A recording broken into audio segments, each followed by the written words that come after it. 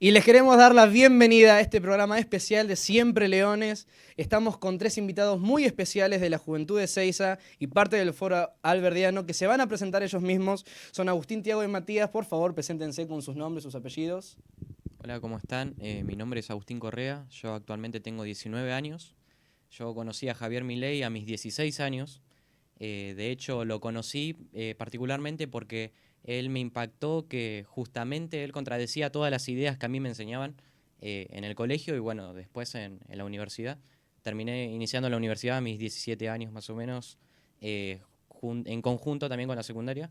Y a mí me sorprendía cuando yo cursaba economía que él terminaba contradiciendo toda la teoría keynesiana, la teoría neoclásica y toda la teoría económica en sí. Entonces eso fue lo que me terminó llamando la atención y me terminó apasionando por las ideas de la libertad.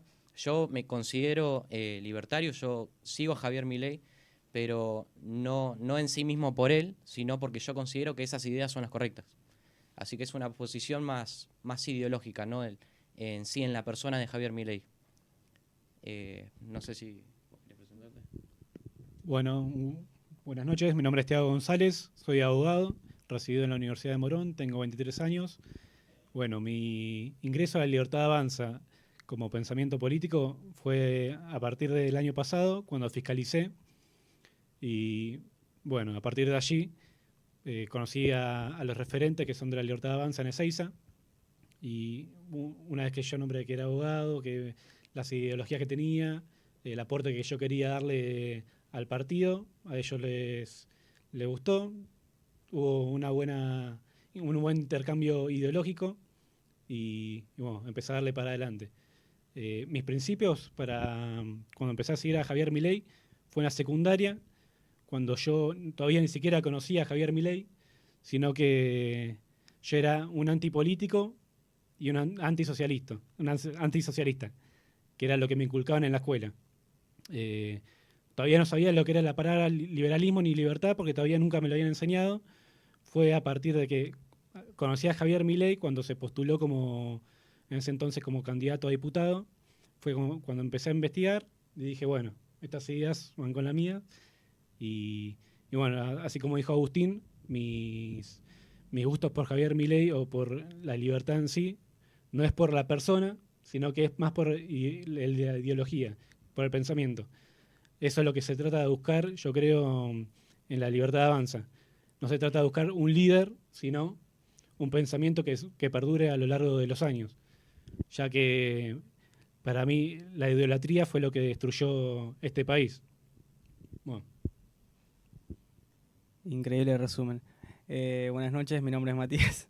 Y como bien decías, Tiago, apenas lo vimos se dice en la juventud y nos dijo que era abogado a los 23 años, lo que yo no lo podía creer. Automáticamente lo agarramos y no lo soltamos.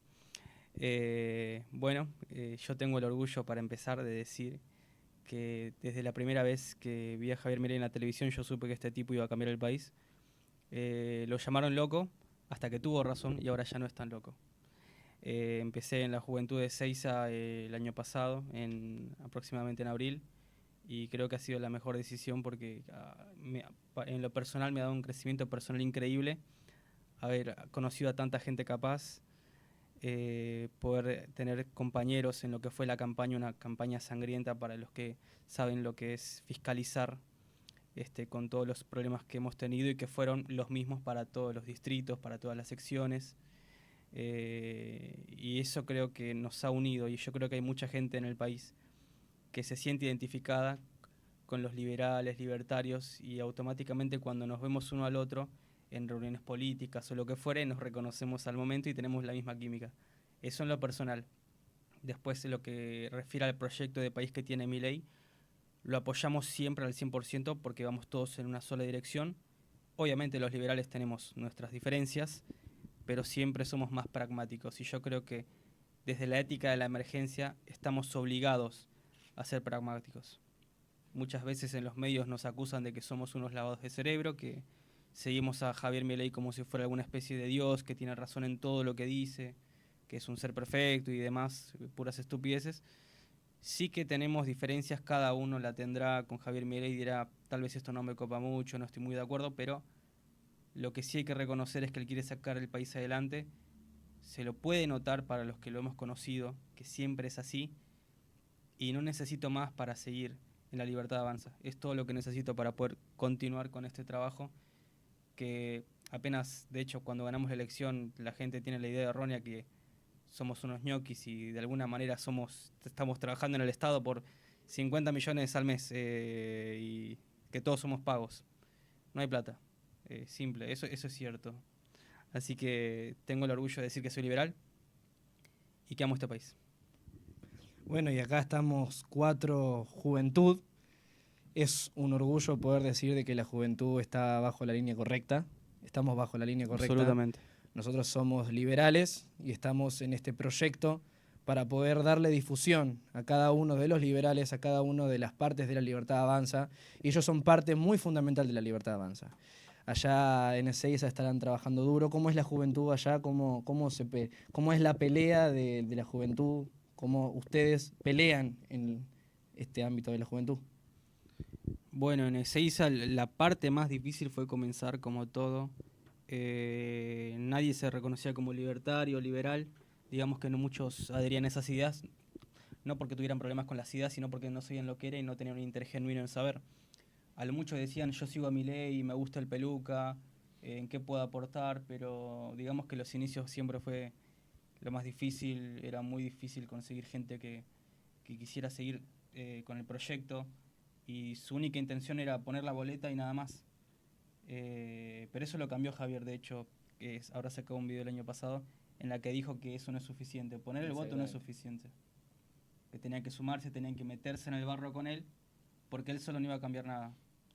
Y ahí hubo un cambio de mentalidad en la gente, y fue tan rápido que de hecho cuando en las PASO ganamos, la sede nuestra se llenó de gente que no. De hecho creo que algunos hasta hablaban mal de nosotros y de repente tenían ganas de ser parte, y ahí nomás los pusimos a laburar. Esa fue la parte más linda, porque no solo empezamos a conectar con mucha más gente, sino que el trabajo se hacía más ameno. Y cada día íbamos uniendo más, compartiendo estrategias, cada uno ponía su granito de arena. Y Ezeiza, en lo que fue la campaña, fue un éxito. Dimos todo, no tenemos alguna objeción que hacer como diciendo no, acá pudimos hacer más. Bueno, tampoco es que somos perfectos, ¿no? Pero dimos todo y nos salió bastante bien. Estamos muy orgullosos con el porcentaje que hemos sacado en Ezeiza. Yo creo que tenemos la capacidad de hacer un cambio real en las próximas elecciones legislativas. De hecho, tiene un potencial increíble que no puedo imaginar, pero tampoco me quiero adelantar porque también soy bilardista. Así que no voy a decir mucho. Soy muy optimista, solo voy a decir eso. Te hago una pregunta. Sí. ¿A mí? Tiago, te hago una pregunta. ¿Por qué es tan importante que la juventud se adentre en la política y luche por estas ideas? La importancia de que los jóvenes se adentren en la política principalmente es para dar un cambio en la estructura, no solamente en la política, sino un pensamiento cultural que tienen las familias en nuestro país. A ver, siempre es muy complicado iniciar estas batallas desde el principio con un cambio de cultura tan radical como lo hizo el presidente, ya que estamos hablando de un pensamiento que viene en decadencia hace más de 70 años. A mí en lo personal, yo vengo de una familia peronista, kirchnerista, y hasta meterme en este círculo político me ha costado relaciones familiares. Y bueno, es algo que me duele, pero no es algo que me va a hacer bajar los brazos porque sé que estoy luchando por lo correcto. Y en cuanto, además, hay que tener en cuenta la ignorancia que tienen muchas personas en cuanto a la política. A ver, por ahí mucha gente está a favor de los pensamientos, pero no se quiere embarrar. Y como dijo Javier Milei en su presentación en el Luna Park de su libro, dijo, si no gobernamos nosotros, nos gobiernan ellos. Así que, como antipolítica, hay que embarrarse y dar la lucha desde este lugar. Si no, no se va a poder dar el cambio nunca más. Y Agustín, ¿cómo ves ahora los pasos de La Libertad Avanza para el año que viene, para las próximas elecciones? ¿Cuáles son tus expectativas? Y yo me considero realmente muy optimista, particularmente por lo que fue reciente, que es la aprobación de la ley bases y el paquete fiscal. También hay proyecciones de que ya para el mes que viene probablemente tengamos deflación en alimentos. Estas primeras 2 semanas tuvimos un 0% de inflación en alimentos. De hecho, las cuentas públicas se están consolidando bastante bien. Llevamos 6 meses consecutivos con superávit fiscal. Eh, Pasamos por una recesión que es algo inevitable cuando vos tenés un contexto en el que haces recortes en el gasto público, pero es algo que no se puede evitar. Por otro lado, también lo que es particularmente la ley base es el RIGI, va a consolidar mucha inversión extranjera para nosotros, que va a poder absorber todo ese empleo público que terminó saliendo. Lastimosamente, tenemos una base de empleo que es público y tienen proyectado despedir al menos 70.000 empleados. Por ahora van 20.000 empleados, así que 50.000 empleados falta despedir. Y ese empleo que queda afuera, alguien lo tiene que absorber. Y justamente mediante el gasto público no hay que absorberlo, porque si no volverías al mismo déficit fiscal y mediante la emisión monetaria generarías inflación. Y particularmente respecto a ese tema quería agregar que me parece muy importante el papel de Javier Milei en la batalla cultural, porque la gente ha cambiado la concepción de la causa de la inflación. De hecho, creían que la causa de la inflación era su consecuencia. Creían que la causa de la inflación es que aumenten los precios y en realidad esa es la consecuencia. Creían de que en realidad los precios aumentan por la avaricia del empresariado. Y si yo me baso en ese argumento, entonces yo terminaría pensando que un empresario estadounidense es más benevolente que un empresario argentino. Porque de hecho, podría pensar, no, entonces los empresarios estadounidenses aumentan menos de un 10% los precios en un año. Y en Argentina, en un mes, terminábamos aumentando, no sé, un 25%. Ahora, gracias a Dios, bueno, un 0% en las 2 semanas, ¿no? Pero ese argumento erróneo se terminó rompiendo y lo podíamos ver en las raíces del pensamiento peronista, cuando el mismo Perón decía, vamos a hacer controlar los precios por más que tengamos que colgarlos a todos. Y ahí en Plaza de Mayo, bueno, festejando, ¿no? Pero se ha roto ese paradigma, ese pensamiento, y también la concepción de que nada es gratis, nada es gratis. De hecho, no fue algo inventado por Javier Milei, él mismo ha dicho que él es un divulgador. La misma frase de Milton Friedman, que no existe un almuerzo gratis. Pero muchos paradigmas se han roto en este último tiempo. De hecho, a mí me pasaba que yo era más joven, yo tenía 16, 17 años y me la pasaba debatiendo constantemente respecto a estos temas y me decían que yo odiaba a los trabajadores. Cuando hablaba de esto de la regulación laboral, de bajar los costos laborales, porque eso generaba desempleo, te lo encontrás en cualquier manual de economía que vos incrementar el costo laboral genera desempleo. Y eso es algo que te lo puedes encontrar en el capítulo 2, 3 de cualquier manual. Pero a mí me consideraban un explotador, etc. Pero bueno, hoy en día ha cambiado el pensamiento y nos han dado la razón. Y de hecho los números nos van a dar la razón. La evidencia empírica. Sí, la evidencia empírica nos ha dado la razón en otros países, pero en el nuestro yo tengo mucho optimismo de que va a empezar a notarse. Particularmente ahora porque se le ha permitido a Javier Milei poder gobernar. Porque no se le han dado los instrumentos. Se ha hecho lo que se pudo desde el Poder Ejecutivo sin el acompañamiento del Poder Legislativo. Pero así que es como que comienza el gobierno a partir de hoy prácticamente. Sí, exactamente. Con los superpoderes, ¿no? que hacen los memes. Y una parte muy importante de todo este trabajo es, yo creo, la batalla cultural. Y estos chicos están en una labor muy importante, que es el Foro Alberdiano. Exactamente. ¿Me puedes contar un poco qué es el Foro Alberdiano, cómo son sus bases, sus fundamentos? Muy bien, con Miriam tuvimos una reunión hace un par de meses y me contaba de la necesidad de una iniciativa para poder crear un foro que diera la batalla cultural a nivel internacional. Pero no una batalla cultural como la que dio Javier Milei, sino estudiando cada país, estrategias para cada país, cuáles son los problemas, porque no todos son como en Argentina. A ver, socialismo hay en todo el mundo, y va a seguir habiendo, pero cada país tiene sus particularidades. En ese contexto me dijo que tendríamos que armar un equipo académico, un equipo de jóvenes, de políticos, comunicadores, empresarios, todo con el fin de crear un foro internacional que divulgue la batalla cultural desde el académico, pero estudiando el caso Argentina. Y a partir del caso Argentina poder hacer intercambios a nivel internacional con otros países que tengan el mismo problema de que es estar infestados de socialismo y hacer intercambios. Entonces, en base a esa iniciativa, nos convocó a mí, a Tiago y a Agustín a hacer nuestro aporte.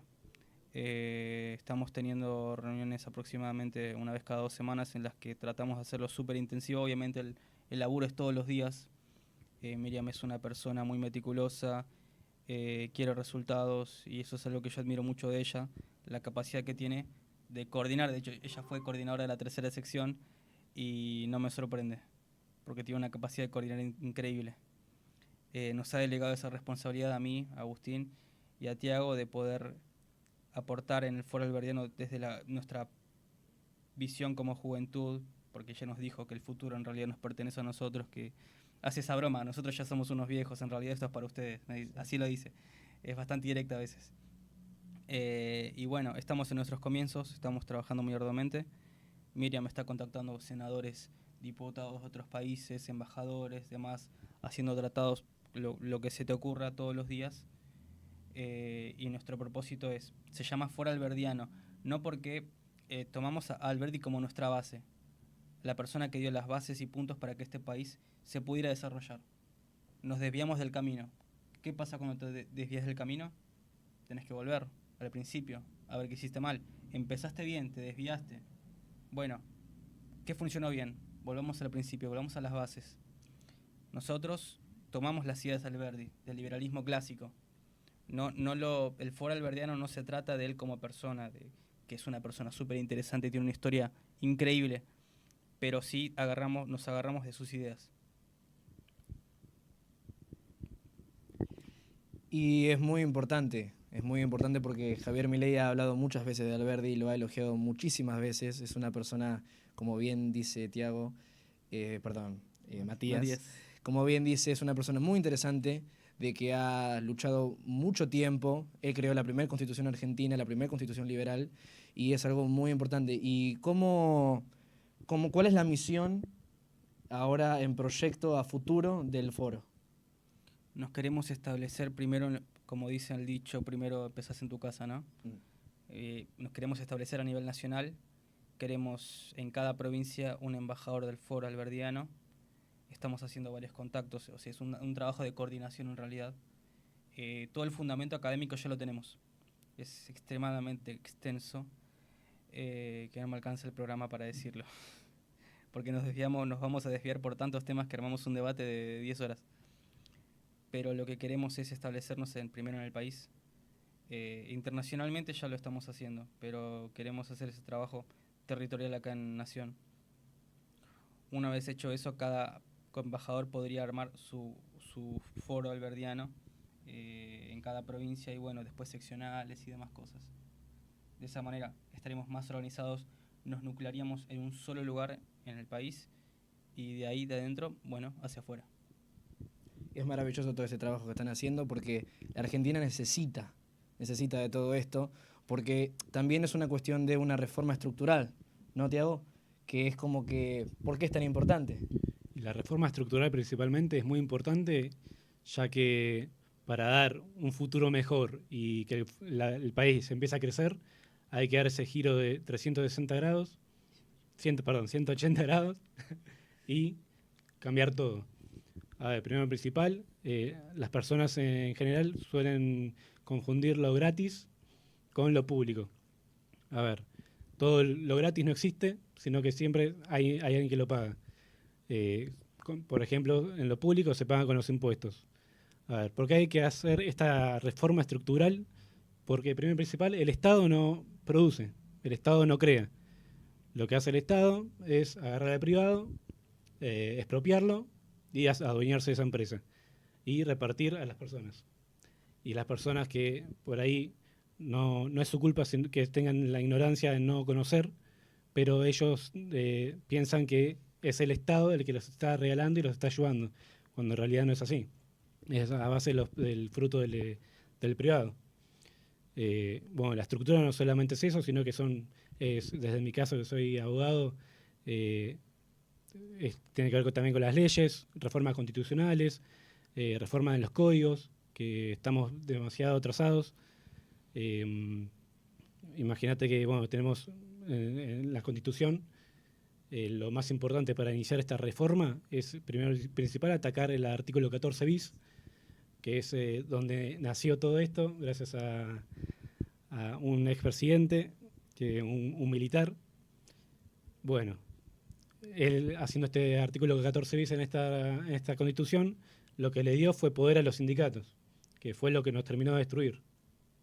Dándole poder a los sindicatos, ya hasta el mismo político queda al margen, ya que le está otorgando literalmente el poder de una nación. Ya sea por los empleos, ya sea por las empresas, literalmente hasta podemos ver cuando se hacen los debates en la Cámara de Diputados, invitan sindicalistas. ¿Por qué un sindicalista tiene que estar en un congreso si en realidad tienen que estar los diputados? Y bueno, lo que se tiene que atacar es muy complicado el tratar de hacer esta reforma, ya que son personas con mucho poder y personas que mueven gente. Y esto es lamentable, ya que esta gente la tienen dormida y la tienen, por así decir, comprada, ya que esas personas dependen de estos mismos sindicalistas, su trabajo, el pan que llevan a sus casas, y por ahí les da miedo poder rebelarse o poder alzar la voz, ya que piensan que pueden ser atacados por estas personas. ¿Qué ha sucedido? Por ejemplo, el gobierno nacional ha abierto una línea telefónica para que las personas hagan denuncias, por ejemplo, al plan potenciar trabajo. Yo voy a contar mi anécdota personal. Yo estuve en el plan potenciar trabajo cuando finalizó la pandemia y bueno, ahí me dijeron, tenés una, o trabajás o vas a las marchas. Yo necesitaba trabajar porque no había laburo cuando terminó la pandemia. Y bueno, eso fue lo primero que pude agarrar. Dije, sí o sí voy a trabajar. Y el 80% de las personas que estuvieron conmigo fueron todos a hacer piquetes. Ahí yo empecé a trabajar en el municipio, donde eso me sirvió como experiencia del sector público y todas las oligarquías que hay ahí dentro. No podías ir a hablar con tu jefe, porque tenías primero que pasar por una persona. Bueno, ahí el director, digamos, el jefe del municipio de Gastón Granados, es un rey en Ezeiza porque no sé, es intocable, no, más que un jeque. A ver, ellos viven en el municipio como si fueran un reinado, literalmente. Están ellos primeros y por abajo viene el pueblo.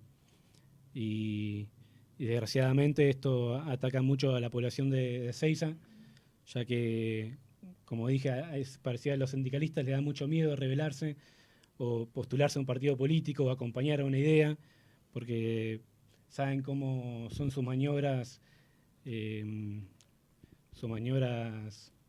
sé cómo explicarlo, fraudulentas y un poquito más turbias.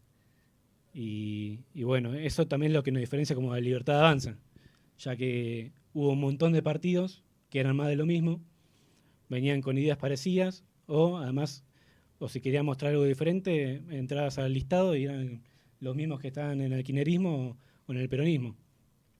Y bueno, eso es lo que nos diferencia como de la Libertad Avanza, que venimos con un cambio muy diferente, una idea diferente de libertad, de liberalismo. Queremos destruir el Estado, y para poder destruir el Estado hay que entrar al mismo Estado, hay que embarrarse, como dije al principio. Y bueno, desde este lugar de la Libertad Avanza, tratamos de ser lo más objetivos y tratar de dar esta lucha. A ver, desde el Foro Alberdiano tratamos de dar este cambio estructural, ya que lo que se busca es dar la batalla cultural desde ese lugar para que la gente pueda conocer qué es la batalla cultural, qué es el liberalismo, cuáles son las ideas de Milei y cuáles son los mitos y cuáles son las verdades en cuanto a las ideas liberales. Porque uno por ahí prende la tele y ve a Milei como un demonio, que Milei esto, Milei lo otro, pero cuando vamos a los datos y a las estadísticas, Milei va a ser el primer presidente que no va a cobrar una jubilación. Así que hay que mostrarle eso a la gente. Hay que mostrarle a la gente que somos diferentes y que de verdad buscamos el bien. Buscamos el bien en el prójimo, que son los valores de Alberdi. Allá en los años 1800, que lo que se trata, como dijo Matías, es ir a esos valores que formaron la Constitución, que hizo que Argentina sea el país más rico del mundo. Así que bueno, eso es lo que se trata de buscar. Quisiera agregar un dato de color y cambiar el término. Estamos acostumbrados a mal llamado gratis, que gratis no existe nada. De hecho, algo que mucha gente ya lo está implementando es decir que está subsidiado al 100%. Así que estaría bueno si siempre que doy algo le digo, no, te lo estoy regalando, te lo estoy subsidiando al 100%. Bueno, después, sí, como decía Tiago, esa sería más o menos la misión del foro. Estamos en un proceso en el que estamos haciendo un par de ajustes, obviamente, pero la misión es clara. A ver, me voy a permitir decirlo en criollo porque, bueno, estamos en Argentina. Queremos patear zurdos a nivel internacional y, bueno, luego mundial. Desde la forma más académica posible, con estructurada, estratégica. No somos ningunos improvisados, hacemos todo meticulosamente.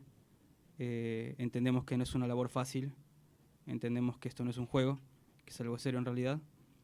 Pero siempre manteniendo la esencia de lo que hizo triunfar acá a Javier Milei en Argentina.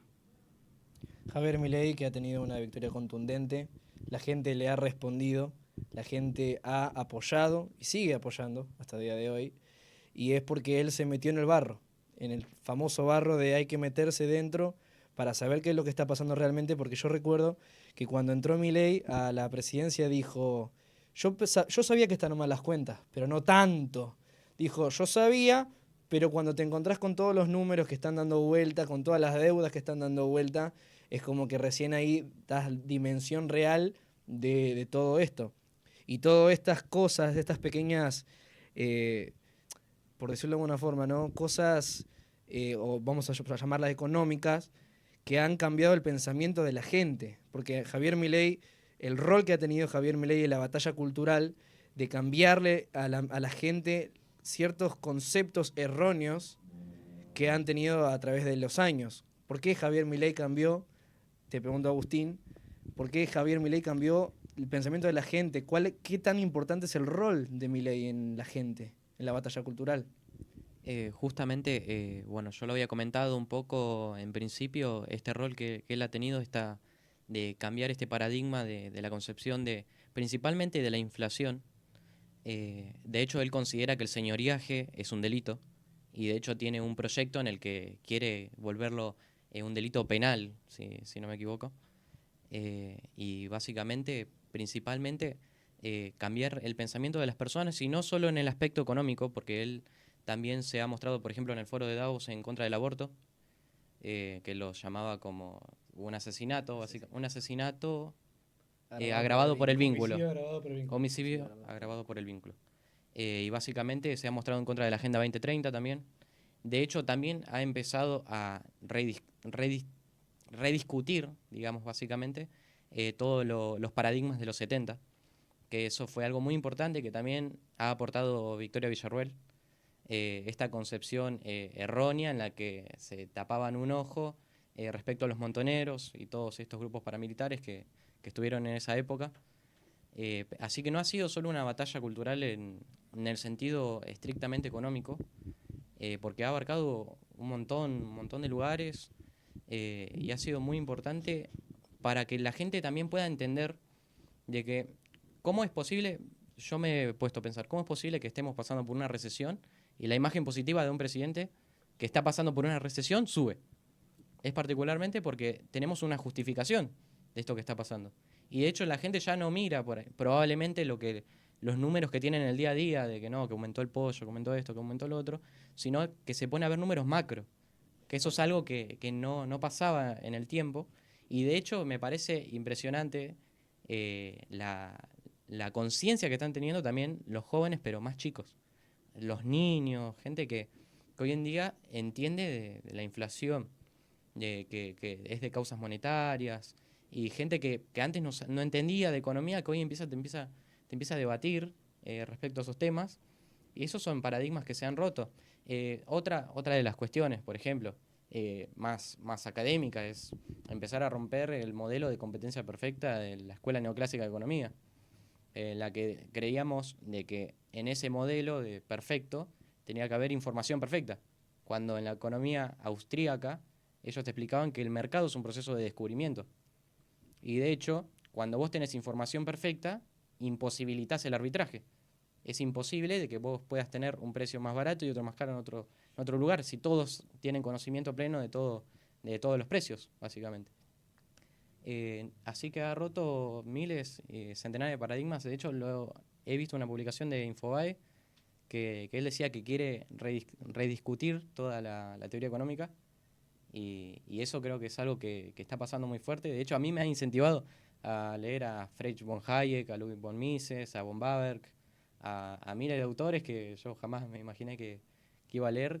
De hecho, yo me encontré a mis 16 años, cuando yo creo verdaderamente que me apasioné por la ciencia económica.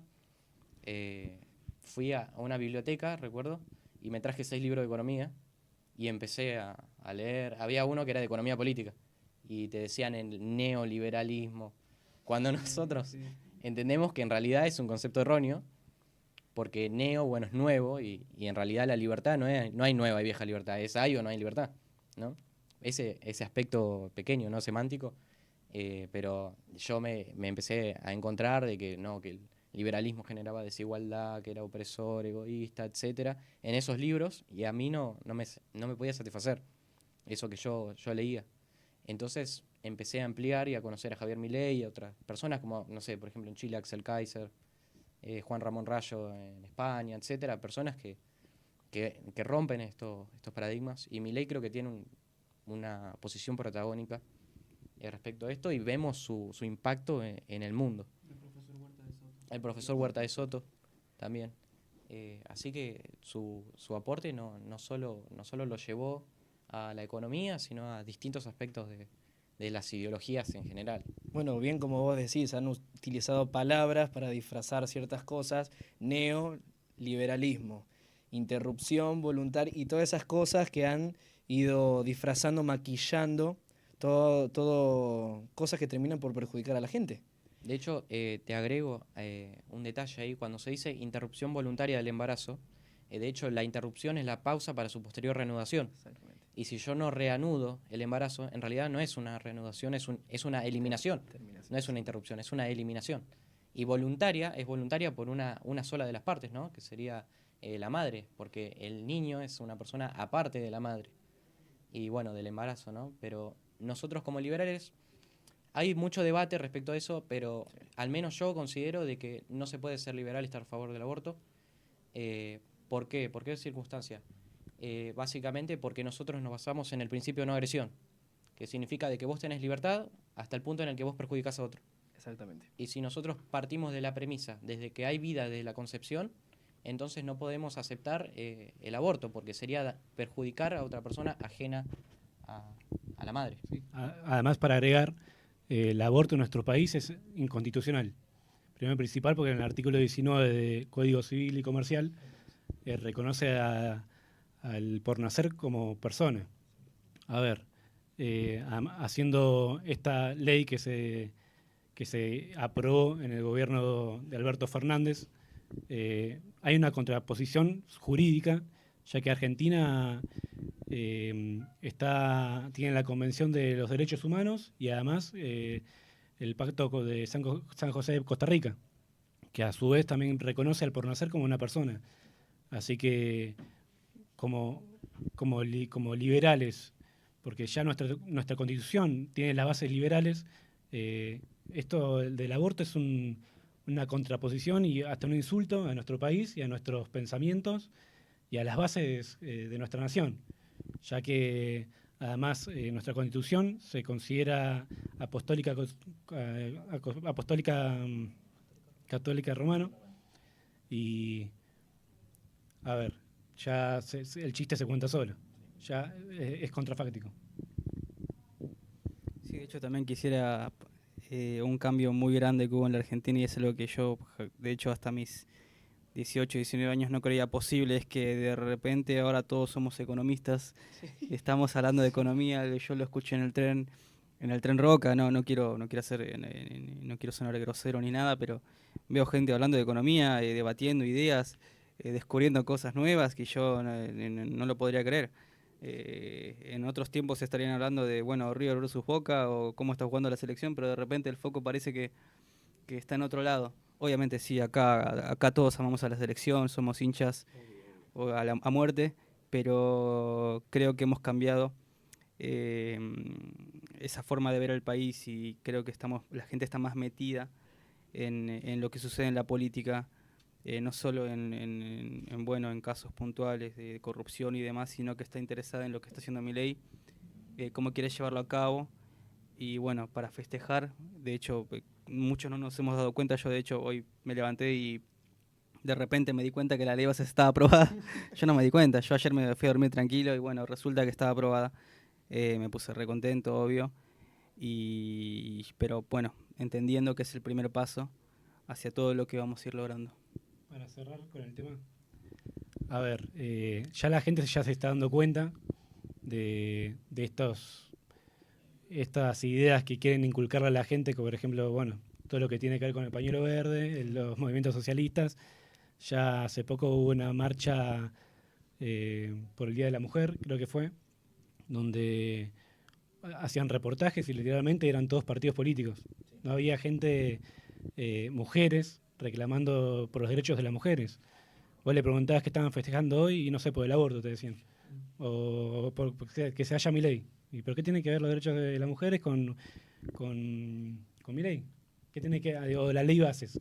Pues en realidad se fue a reclamar eso, la ley bases. ¿Qué tiene que ver la ley bases con los derechos de las mujeres? Bueno, y para terminar con eso, la gente ya se está dando cuenta de dónde vienen estos pensamientos, que vienen del socialismo. Lo que hacen es agarrar un conjunto de personas que alcen la voz y puedan sumar gente y desconcertarlas también, porque mucha gente no sabe, solo va pensando que está pensando en lo correcto, como los derechos de la mujer, pero en realidad está reclamando otra cosa. No se da cuenta. Y bueno, por suerte la gente se está dando cuenta y se está eliminando esto, que obviamente va a ser difícil de erradicar, porque son gente poderosa la que invierte en estos movimientos. Y bueno, por ejemplo, hay un caso, es el caso del Telma Fardín. A ver, tenemos el caso de Alperovich, tenemos más casos de, bueno, el intendente de La Matanza, y yo no vi a ningún movimiento feminista en la Plaza de Mayo reclamando que haya preso. Es más, a último momento tuvieron que dar un comunicado estando en contra de que haya un político acusado de abuso o de violación. Pero nada más que eso. Así que ya la gente se está dando cuenta por dónde viene la mano. Ya que agregaste ese tema, a mí me gustaría hablar un poco respecto al feminismo, porque hay algo que mucha gente no sabe y de hecho que son sus orígenes. Que de hecho el que se considera el padre del feminismo se llama François Poulain de la Barre, que era un francés, hombre, sacerdote y católico. Así que básicamente han sido engañados, quiero avisarles, de que sus orígenes en realidad están de nuestro lado. Es que, perdón, a ver, lo ha utilizado personas como, bueno, esta diputada de izquierda que se ha retirado de su banca, que no voy a nombrar, que evidentemente le damos un aplauso y le mandamos un besito enorme, y se ha retirado y ha sido una de las personas, ¿no?, que ha contribuido a esta lucha por la mujer, pero que cuando hay que luchar por la mujer, como en aquella votación, que vos sabrás cuál te estoy diciendo, no ha votado a favor.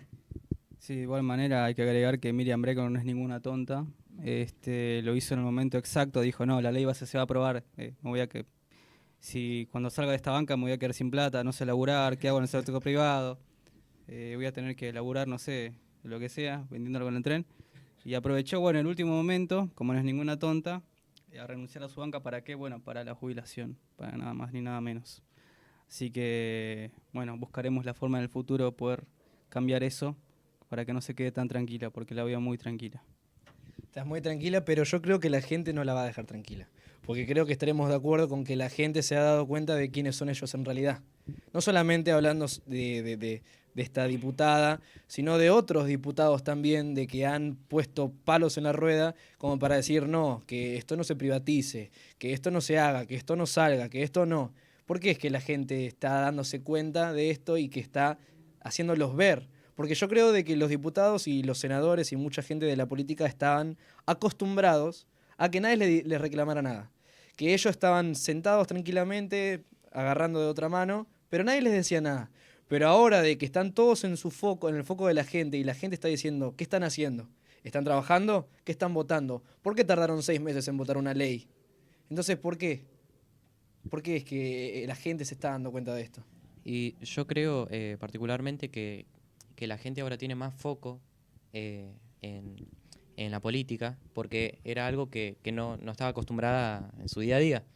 Entonces ahora, al ser algo tan contundente, y esto de que vemos hasta en los niños que se ponen a hablar de política, que influencian a sus padres, entonces sus padres empiezan a tener curiosidad por esos temas, y entonces empiezan a ver estas cosas, y de hecho creo que el no estar a favor de la privatización y todas estas cuestiones es meramente ideológico, porque verdaderamente no tiene ninguna justificación financiera, ni económica, ni ninguna, que para no permitir una privatización.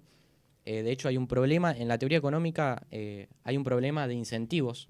De hecho, algo que decía Milton Friedman es de que el problema de las instituciones públicas es que su mecanismo para corregir sus errores es expandirse más.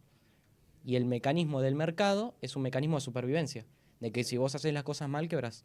Pero si vos sos un organismo público que hace las cosas mal, entonces, entonces le faltaban fondos. Y entonces terminan expandiendo esas actividades que en realidad están mal. Y tenemos empresas deficitarias que no tienen ningún sentido y perjudican a todos los argentinos, incrementando el déficit fiscal. Bueno, hoy en día no tenemos déficit fiscal, pero podríamos agrandar las arcas del Estado para poder, no sé, incrementar jubilaciones, incrementar sueldos de empleados públicos, etcétera, o hacer determinadas cosas, arreglar calles, no sé.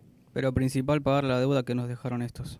Y también, dato de color, se los recuerdo a la gente que ya lo olvidó, que siempre esperaban a que jugara Argentina para poder sacar leyes. Sí, yo lo recuerdo muy bien, yo lo recuerdo muy bien.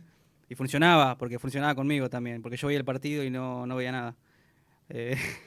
Pero ya estamos cambiando eso. Ahora puede jugar la selección y también miramos lo que hacen en el Congreso, que es algo muy bueno. Exactamente. ¿Te puedo hacer una pregunta? ¿Por qué tanto foco en la obra pública? En el sentido de, nos falta 4% resta, el gobierno paralizó esta obra pública, que allá en Ezeiza también ha habido muchos carteles que dice eso. ¿Por qué tanto foco en eso? Y a ver, hay que tener en cuenta que la obra pública es el principal sueldo de los políticos. A partir de la obra pública ellos van, se van a comer, se van a su country tranquilo, pero mientras tanto el vecino pisa el charco y hasta sufre accidentes. A ver, vos le preguntás a cada ciudadano de Ezeiza cómo tiene el tren delantero del auto y seguramente el 80% lo va a tener que mandar al mecánico. Porque, por esto mismo, porque no se hacen las obras públicas. Y cuando alguien va a auditar a ver qué es lo que está haciendo, está todo mal. Está todo mal, o no lo hacen, o la plata se destinó para otro lugar. Y ahí te das cuenta. O si no, la gente se da cuenta cuándo es que empiezan a hacer las obras públicas. En la época de elecciones. ¿Y cuánto tardan esas obras públicas? 4 años, 8 años. Estamos viendo, por ejemplo, en la autopista Presidente Perón, en el gobierno de Alberto Fernández, la inauguraban cada 10 metros. Cada 10 metros iban inaugurando. Ya se inauguró, se va inaugurando. Y la gente que, están haciendo un montón. Pero en realidad no están haciendo nada. Gran crítica que queremos hacer en Ezeiza es que de la ruta 205, 5 cuadras están asfaltadas y lo demás es pura tierra, barro. Y otra contradicción gigante es que las partes que tenemos pavimentadas tenemos 3 lomas de burros por cada cuadra. Ya no tenemos suspensión los vecinos de Ezeiza. La trompa del coche ya no nos queda más y tampoco hay plata para el mecánico y cobran muy caro. Pero es increíble la cantidad de lomas de burro que hay en Ezeiza. Yo no entiendo si yo creo que hubo un curro ahí porque no tiene sentido. Algún proveedor que dijo que quería poner 10.000 lomas de burro y se hizo la plata o la casa con eso. Pero sí, hay un montón de contradicciones en Ezeiza, cosas que no tienen ningún tipo de sentido. Pero bueno, estamos en camino de poder cambiarlo. Esto no solamente nos perjudica como para ir a pasear en un auto, sino a la gente que trabaja. Hay que pensar que la gente que trabaja de Uber, la gente que trabaja de delivery. El año pasado un chico se cayó en un arroyo porque no había luz. Se cayó con la moto en el medio adentro del arroyo. Creo que fue en mi casa eso. Creo que fue por mi casa. Bueno, y esto perjudica a la hora de trabajar, a la hora de proyectar. Por eso además nos están quitando la libertad.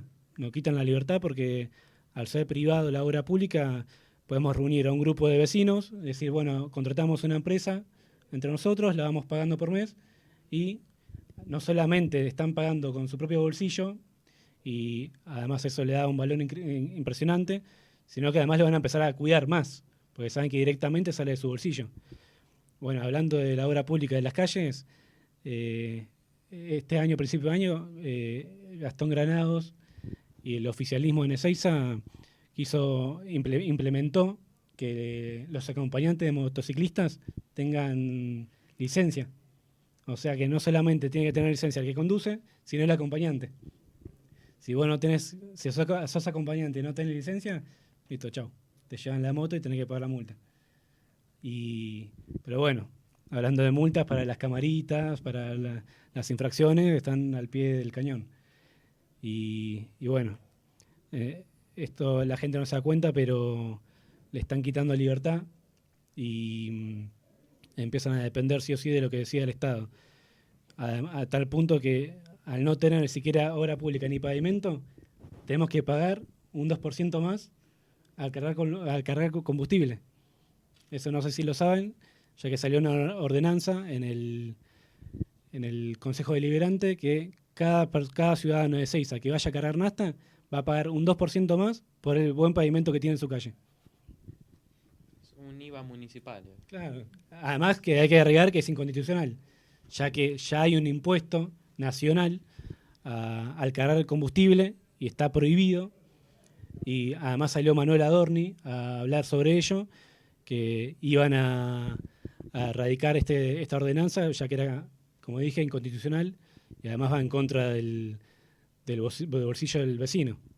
Háblame de impuestos regresivos. Bueno, muchísimas gracias a los tres por haber venido, por haberse tomado el tiempo de poder estar, de poder compartir este momento. ¿Algunas impresiones finales, algunas palabras finales que quieran decir? Sí, Bueno. quería hacer unas palabras finales en las que quería hacer una invitación a participar del Foro Alberdiano. Y también quiero contar una mini anécdota en la que, bueno, yo por primera vez que conocí a Miriam fuimos a la Secretaría de Integración Sociourbana y ahí cuando Miriam nos comentó respecto a este tema, yo le había dicho que a mí me generaba muchísima ilusión porque siempre soñaba con algo que sea como una clase de paralelismo con lo que fue el Salón Literario de la Generación del 37, que por si no saben, bueno, fue un lugar en el que se encontraban intelectuales jóvenes que estaban en contra del gobierno de Juan Manuel de Rosas. Algunos se tuvieron que exiliar después, pero bueno, ahí estaba Juan Bautista Alberdi, Esteban Echeverría, Juan María Gutiérrez, Miguel Cané, y de hecho creo que Sarmiento, si no me equivoco, pero este era un lugar que era el lugar emblemático en el que se fundaron las bases para lo que después fue la Constitución de 1853, que fue el país próspero, el país potencia, el país que en 1895 tenía el PBI per cápita más alto del mundo. Y eso es lo que nosotros queremos representar. Queremos representar un paralelismo con esta época. Y también queríamos mostrarnos como una antítesis, una contraposición a lo que es el Foro de Sao Paulo, que fue el lugar en el que se gestó lo que se llama el socialismo siglo XXI, que bueno, es un socialismo que no solamente se centra en la lucha de clases más economicista, en expropiar a los expropiadores y la lucha de clases del proletariado y la burguesía, sino que nota una concepción más de la cultura, ¿no? Y ahí agrega otros temas. Bueno, esto es para otra... Tenemos Para debate la para entrevista. rato, sí, tenemos Sí. debate para rato. Y bueno, mi última impresión de todo esto es muchas gracias por habernos invitado, por tenernos en cuenta. Están todos invitados al Foro Alberdiano a participar de la manera que puedan, como quieran.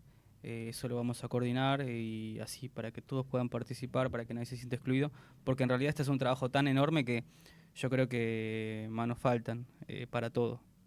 Así que muchas gracias. Bueno, para finalizar desde mi parte, muchas gracias por la invitación.